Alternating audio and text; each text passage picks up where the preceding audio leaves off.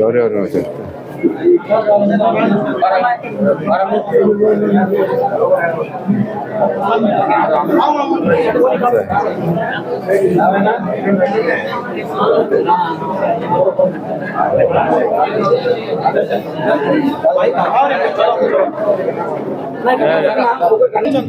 అందరూ 1 by 1 రావాలన్నా దయచేసి నిశ్శబ్దంగా 1 by 1 రావాల్సిందిగా కోరుతున్నాము. బయట ఉన్న లేడీస్ 37 వారికి సంబంధించిన దయచేసి లోపలికి రావాల్సిందిగా కోరుతున్నాము. మన వాళ్ళు ఎవరైనా ఉంటే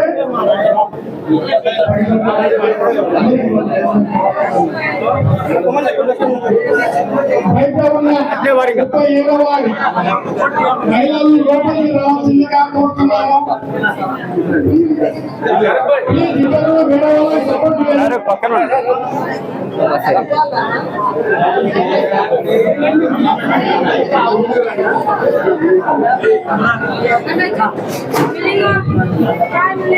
వార్డులో బాగా చురుకుగా పనిచేసేటువంటి షారూక్, అలాగే వాళ్ళ మిత్రులందరూ కూడా మనకి కొత్త రక్తం ఎక్కించినట్టు మన పార్టీకి.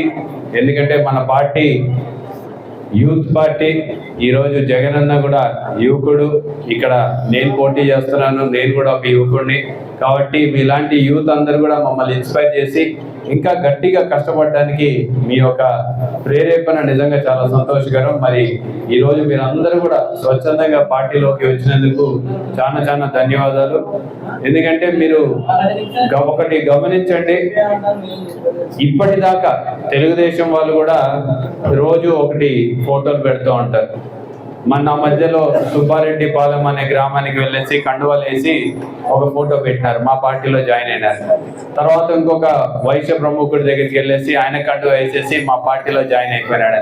తర్వాత ఇంకా కొంతమందిని టీడీపీ నుంచి టీడీపీలోకే తీసుకొని టీడీపీ పార్టీలో మళ్ళీ కండువాలు కప్పి మా పార్టీలో చేరినారు, వైసీపీకి షాక్, మా పార్టీలో చేరినారు, వైసీపీకి షాక్ అని చెప్పేసి పెట్టడం నిజంగా వాళ్ళ అంటే వాళ్ళ పరిస్థితి, వాళ్ళ పార్టీ పరిస్థితి ఏ రకంగా ఉందో చాలా స్పష్టంగా కనపడుతుంది.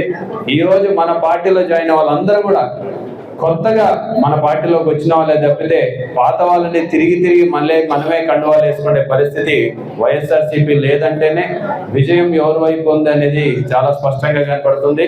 ప్రజల్లో ఈరోజు జగనన్నకి మద్దతుగా అందరూ కూడా ఇక్కడికి రావడం చాలా సంతోషకరం. ఎందుకంటే ఈరోజు జగనన్న హయాంలో నిజంగా పేదవాళ్ళకి మేలు జరిగింది. ఇది ఎవరు చెప్పినా ఎవరు చెప్పకపోయినా సరే ఇంత మేలు ఏ ప్రభుత్వంలో కూడా జరగలేదు. అందరూ మాటలు చెప్పినారు కానీ జగనన్న ప్రభుత్వంలో చూసాం. చెప్పనివి కూడా చేసే వ్యక్తి జగన్మోహన్ రెడ్డి గారు అయితే చెప్పినవి అన్ని కూడా చెయ్యని వ్యక్తి చంద్రబాబు నాయుడు గారు. కాబట్టి మన అందరినీ కూడా ఒకటే కోరుతున్నా, దయచేసి ఒక ఓటు పక్కకు పోకుండా మీరందరూ కూడా వైఎస్ఆర్ ప్రభుత్వానికే ఓటేయండి. మీ అందరికీ తెలుసు ఫ్యాన్ గుర్తు మనది.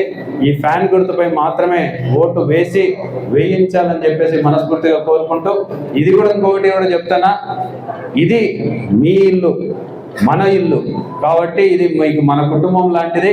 మీకు ఏ చిన్న సమస్య వచ్చినా సరే, అది వార్డు సమస్య కావచ్చు, పేట సమస్య కావచ్చు, లేకపోతే సొంత సమస్య కావచ్చు, ఏదున్నా సరే డైరెక్ట్గా నా దగ్గరికి రండి, నేను ఖచ్చితంగా చేస్తాను, మీ అందరికీ పలుకుతాను అని చెప్పేసి కూడా మాట్లాడుతున్నా.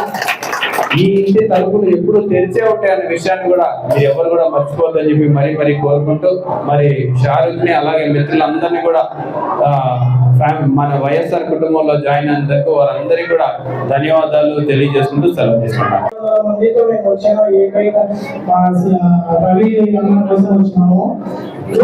రిజర్వేషన్ ఇస్తారని అంతా తీసేస్తామని వాళ్ళు నరేంద్ర మోడీ చెప్పడం కారణంగా మేమంతా మైనార్టీలను కలిసి 300 మందితో జగనన్న చెప్పిన మాట 4% రిజర్వేషన్